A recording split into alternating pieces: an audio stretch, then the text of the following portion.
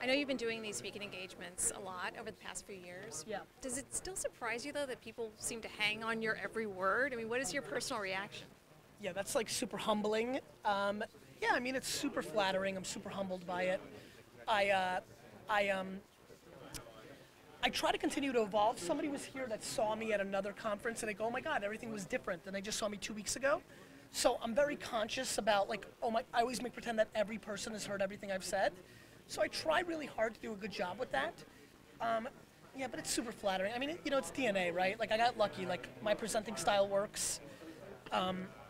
I care about my audience getting something out of it. I think what I talked about today, intent, when I stood up there, my intention was that to change people's business. To like, for them to leave here and everything will be better day to day to their business. Super hard to do in an hour, high level, but I try.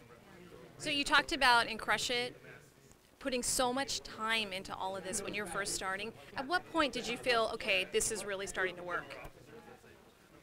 Always and never.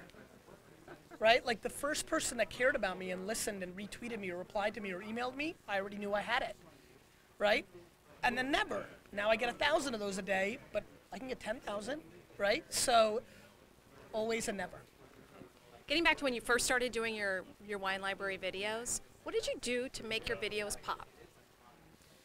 I recognized that it was the 10 hours a day that I spent in communities, not the content, that really made it pop. So it wasn't the content, it was the content layered with community on top of it. So I'd pump out a 30-minute show, and then I'd go into Wine Spectator and Wine Commune and all these different wine sites, and I didn't sell to them. Back to what I said about 19-year-old dudes earlier, I just became part of the community instead of talking to the community. Cocktail party, not presentation. And I lived that thesis, rinse and repeat every day. So how important is it for you to know your audience that you're trying to engage with? It's the whole, any business that doesn't know its audience is out of business.